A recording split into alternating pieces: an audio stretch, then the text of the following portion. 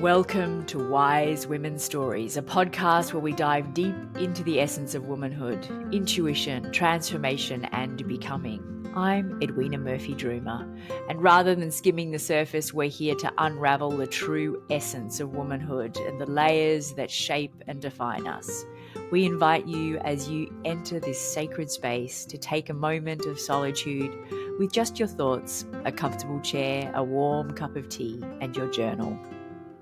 And I'm Inarra, Aryane, Griffyn. Together we explore the journeys of women who have weathered decades of highs and lows and are now poised to discover deeper mysteries and mastery on their personal development journey. In each episode, we invite you to join us as we work to help you uncover honest insights and share profound stories that empower women to embrace their most authentic, wild, natural selves.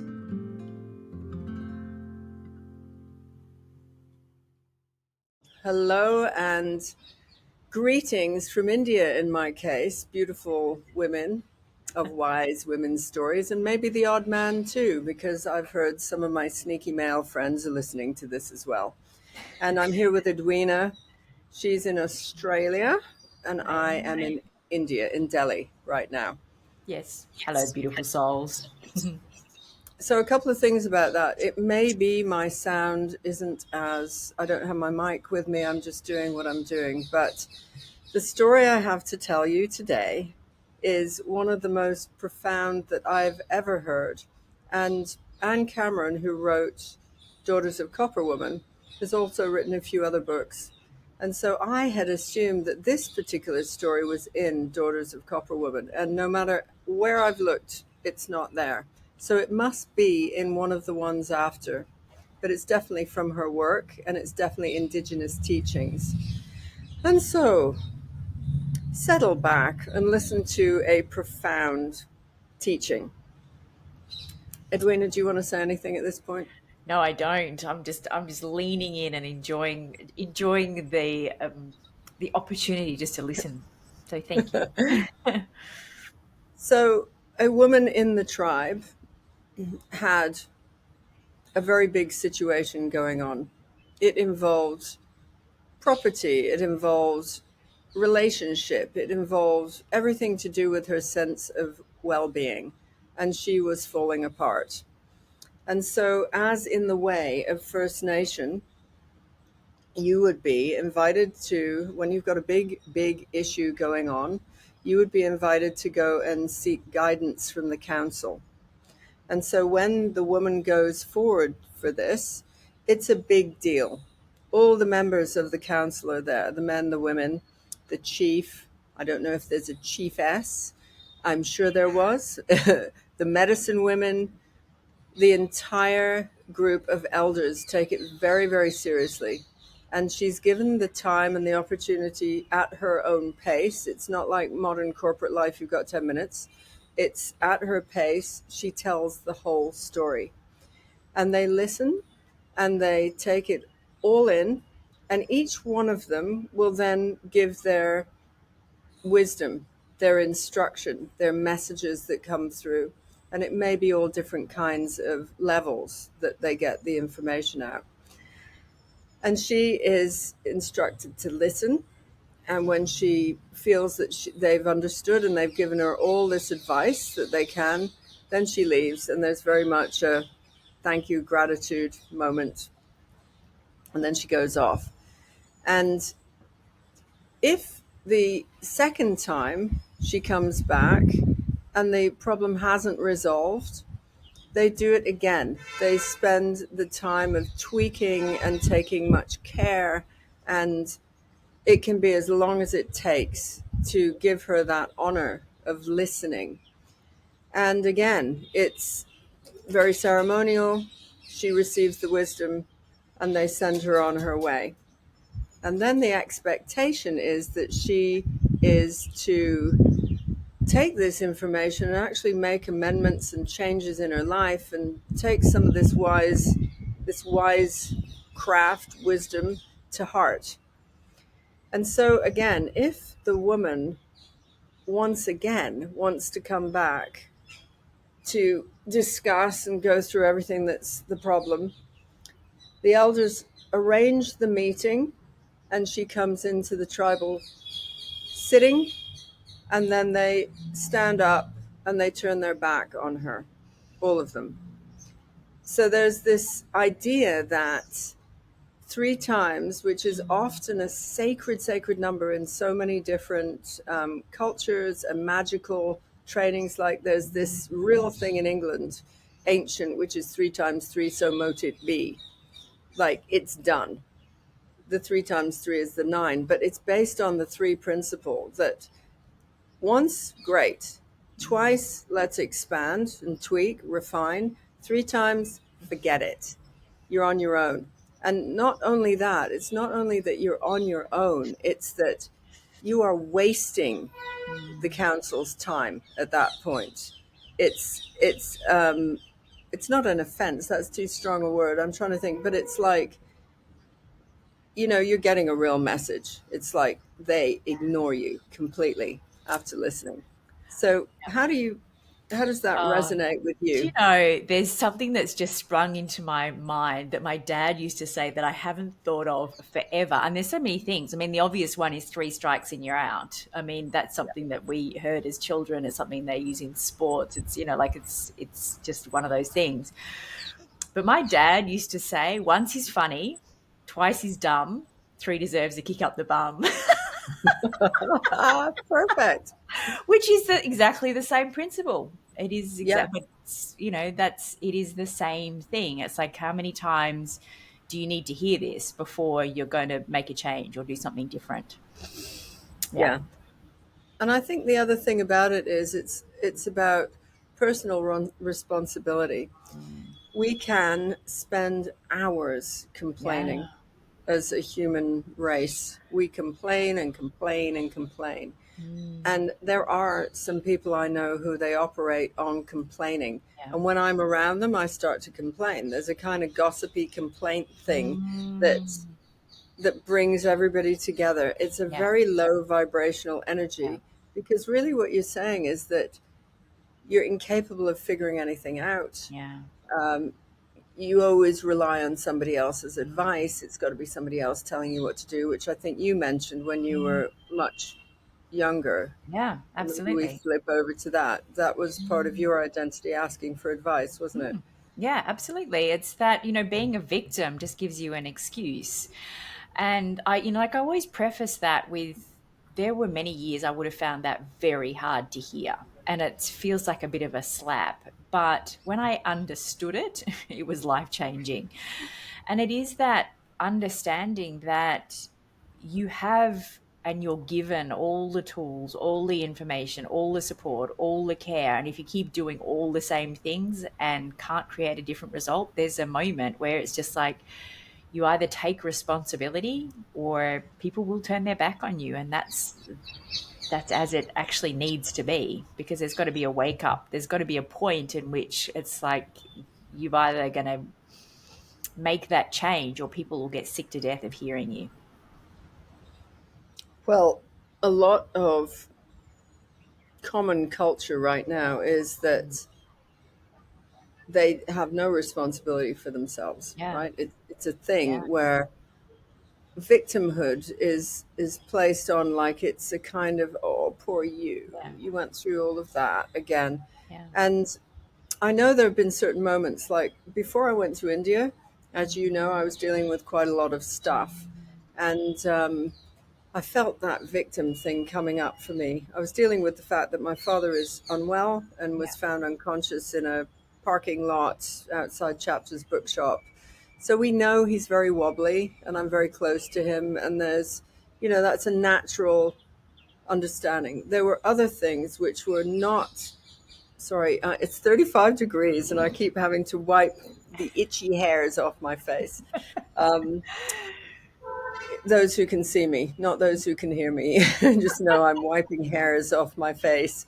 Um, so there was that kind of thing, doesn't make me a victim. But then at the same time, I had a situation which I've not really encountered before.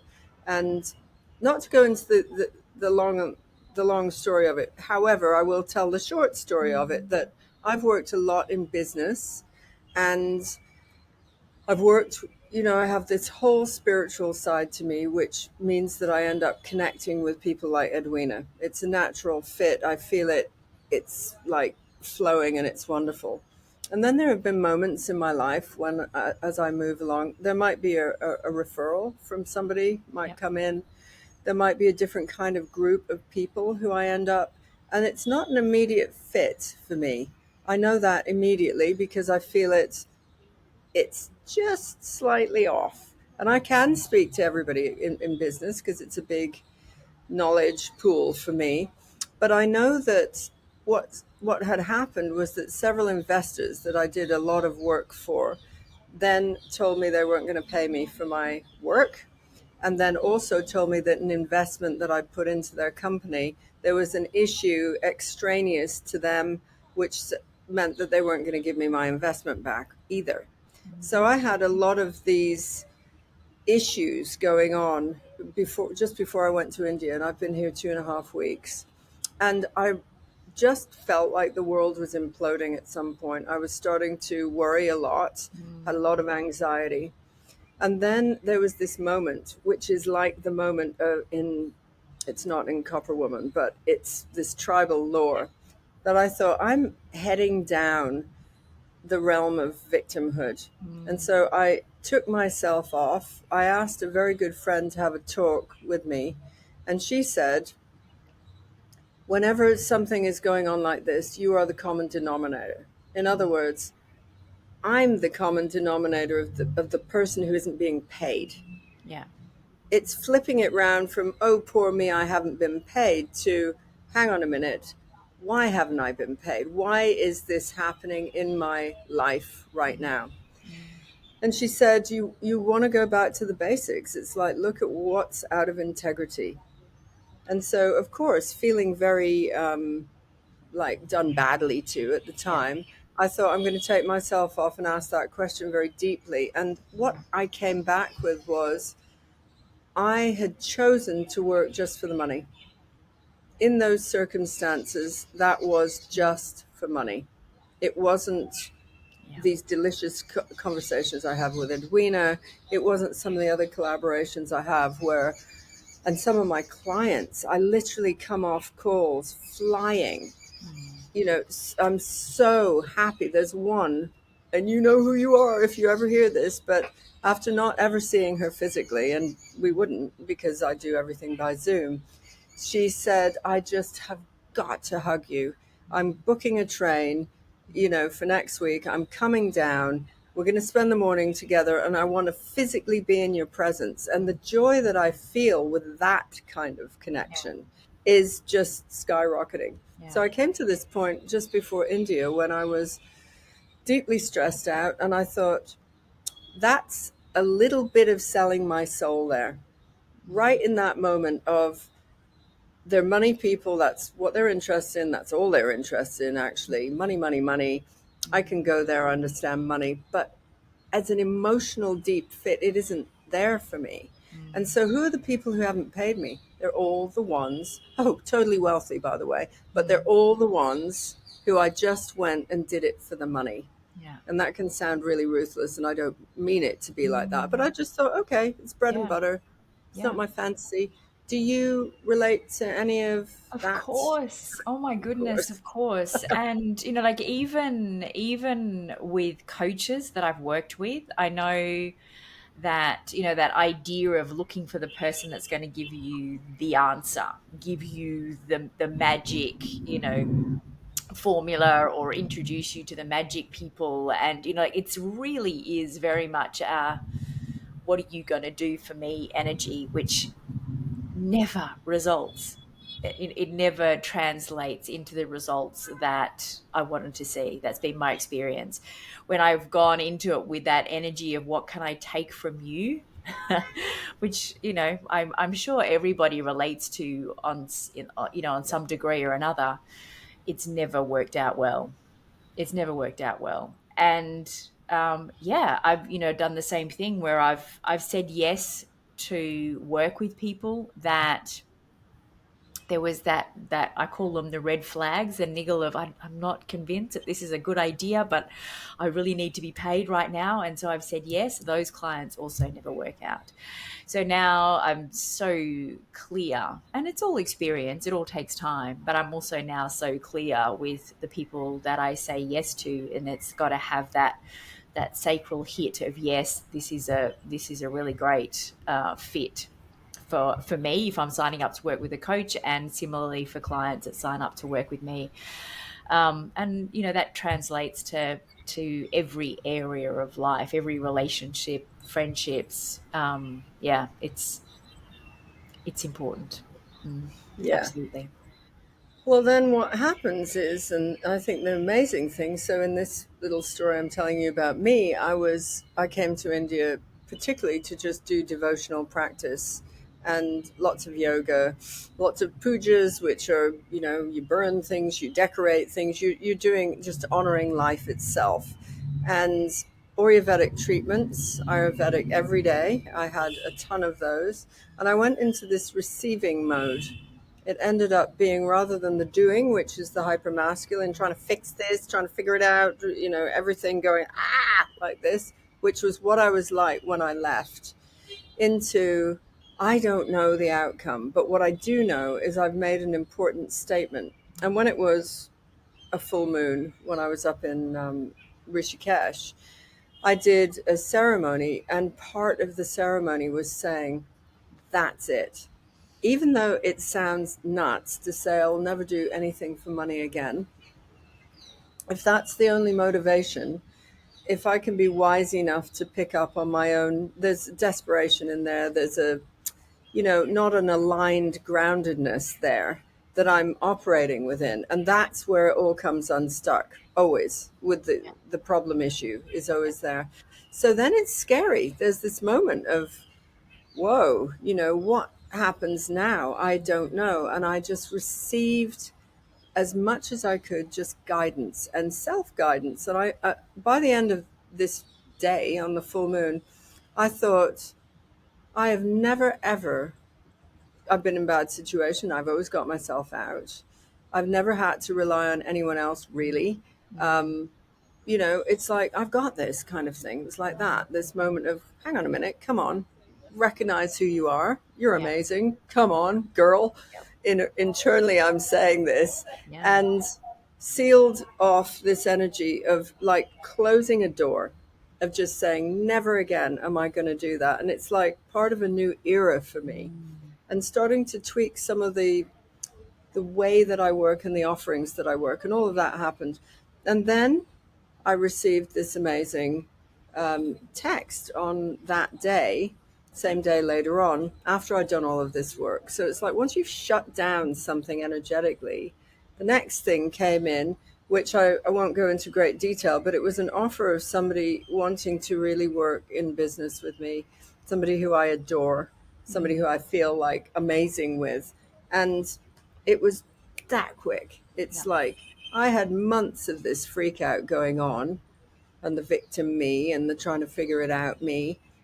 I just do a little bit of the opposite, the devotional, the clarity, the clarity, the clarity. Something happens. So I have a feeling that that you out there, listeners, will completely relate. One of the bits that I would say is, where are you selling your soul?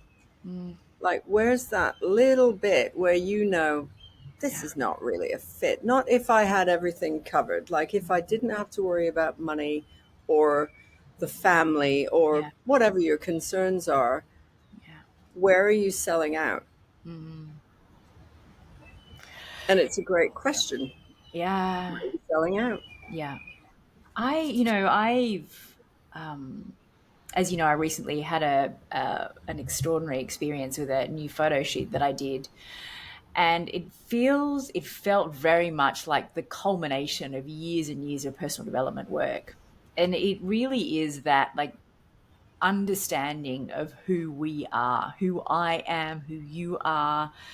And we can play with this idea. And I feel like it's like choosing an extraordinary outfit for an amazing experience. And you can try and dress up and wear something that you've seen in a magazine that looks amazing on somebody else. It's a beautiful, but you put it on and it looks good when you stand in the mirror, but as soon as you try and move, it doesn't quite fit properly. And I think it's the same with this sort of trying to work out who we are experience.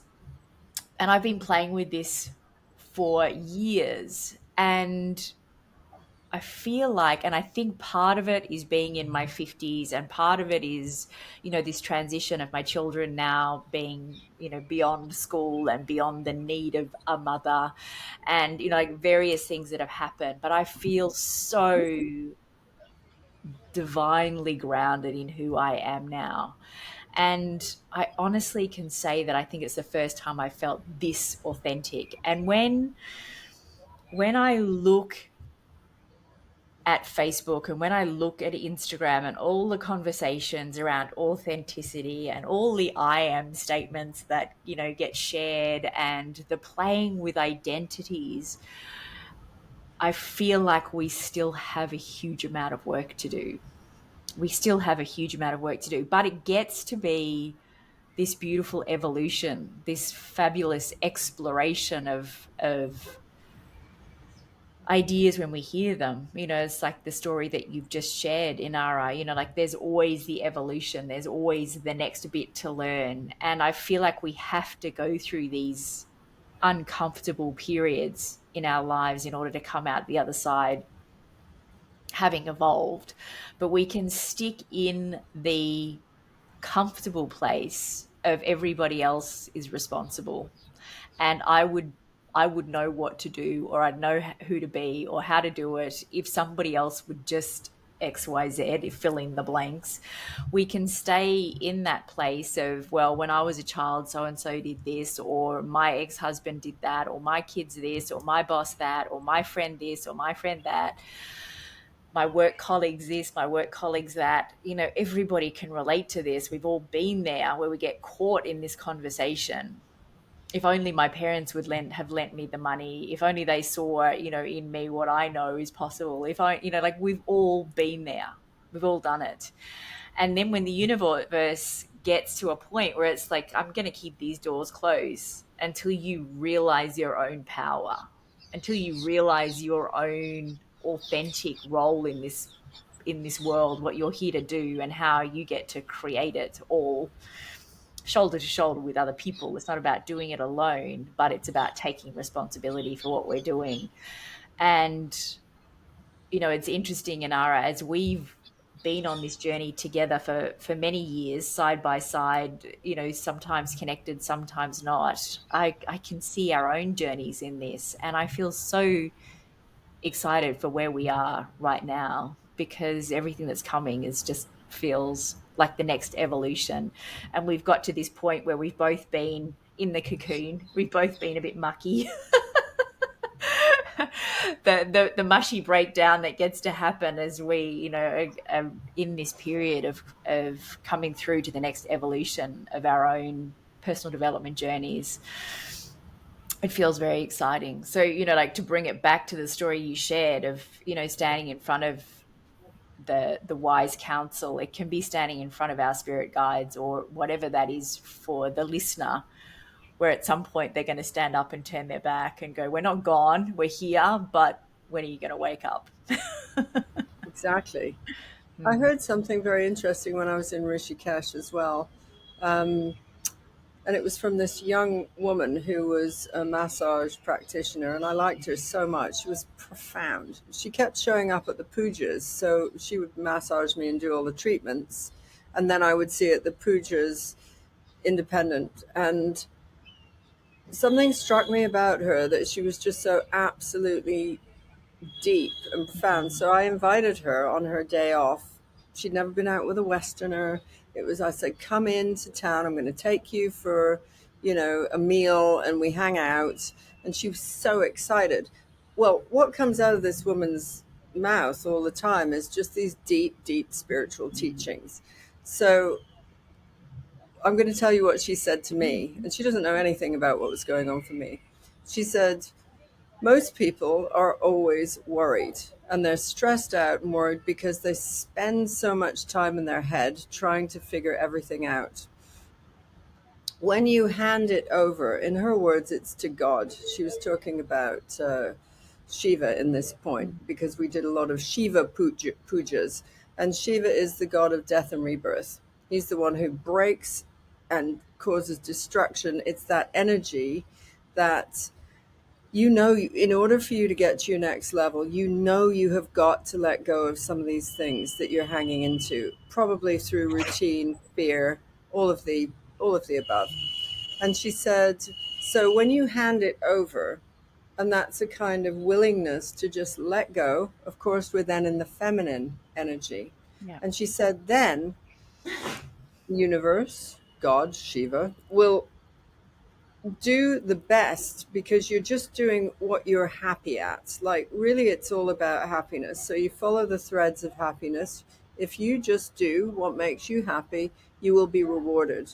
And then she said, and then the next big question comes along. Well, what happens if it doesn't quite work out the way you expect, or, some people are in a terrible situation on the planet? She said, and that's karma. So you've got two forces going on. One is your karma that you will have built up through many lifetimes.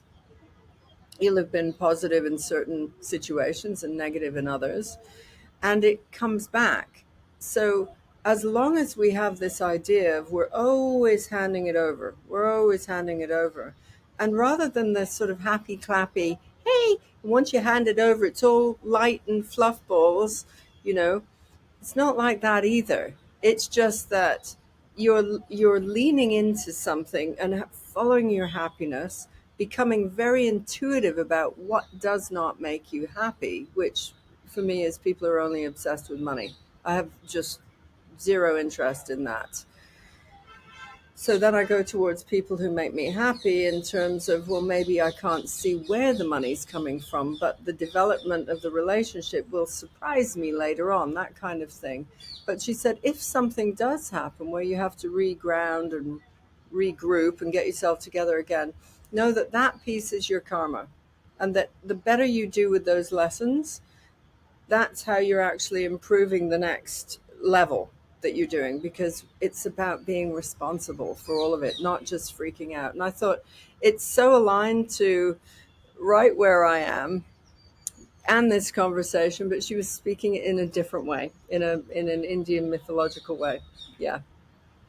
I temporarily muted because my dog was sneezing in the background. I'm sorry. The noise is coming through. I saw him. Yeah, he's just raced out now. Yeah, that's, it's such a gift to be on the receiving end of a beautiful conversation like that. And it's amazing how these people that can cross our paths, and even if it's for, a day or an hour, sometimes whatever's said can be the thing that stays with us for a lifetime. It's a gift. Yeah.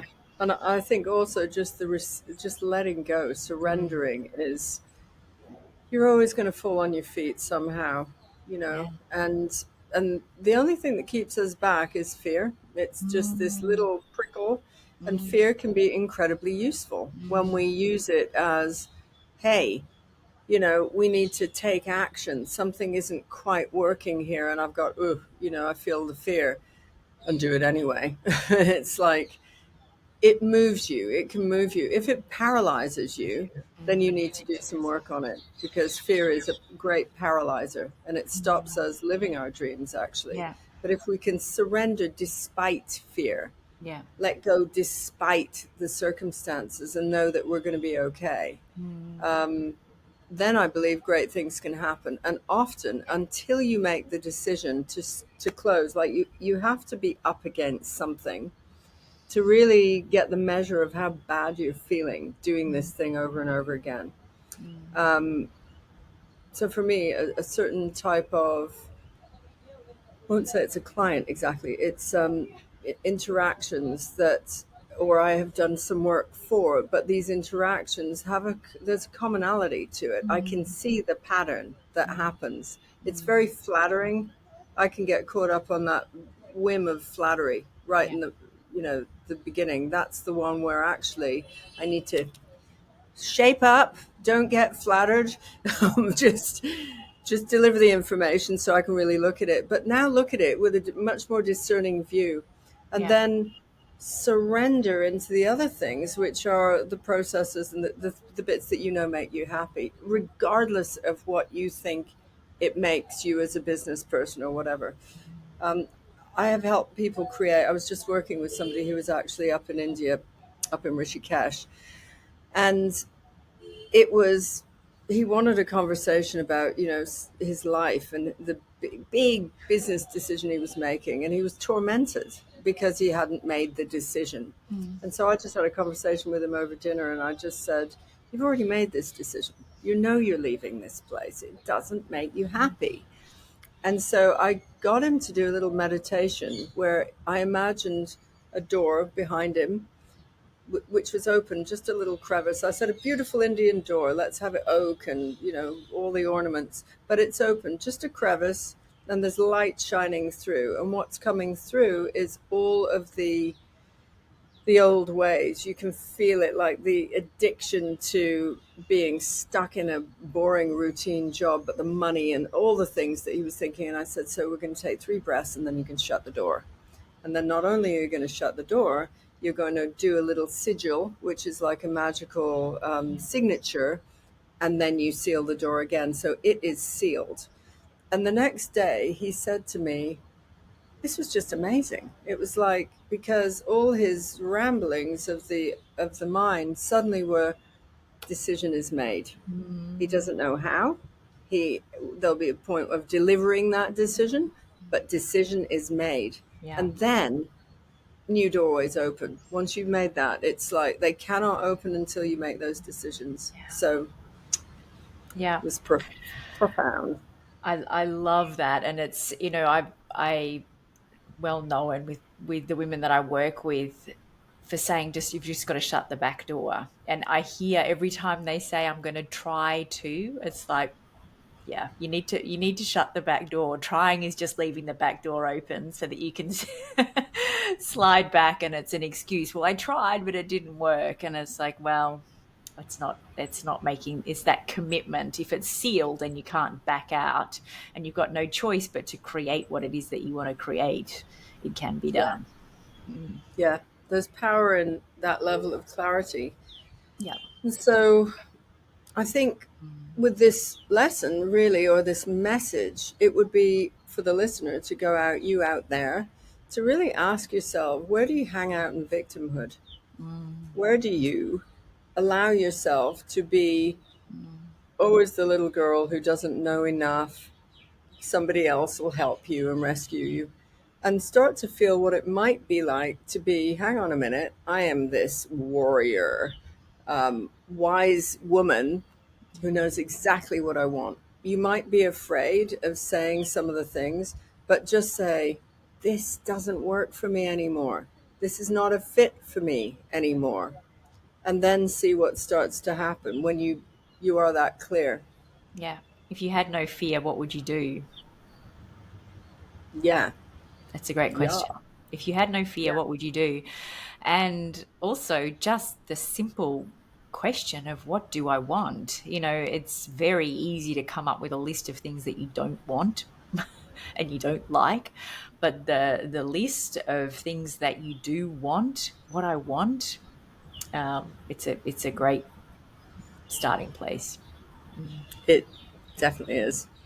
And so I think this comes to a nice conclusion. I'm in India, in Delhi, in an old, dare I say, colonial. That's just the architecture style at this point, but it is incredibly beautiful with the lush, you can hear some of the birds and all of that. And I'll leave you from India, this mystical place, and we will be moving on to a different series after this. This is a great ending conversation. And in future, we'll be doing more interviews and talking in a quite a different way than just speaking about a storytelling thing. Yeah. Anything you want to say as we depart? I think it's a beautiful place to wrap up, but I just want to come back to that, knowing that there is so much wisdom in ancient stories, in these beautiful stories that have been told by women hundreds and thousands of years ago that we get to draw on now, that still hold profound answers for us. And so much of it is incredibly simple. So it's just reconnecting to that, to those beautiful stories, and to the women's wisdom that we get to share with each other. Thank you so much for being with us. Yeah. Until we meet again, au revoir. Lots of love. Bye for now.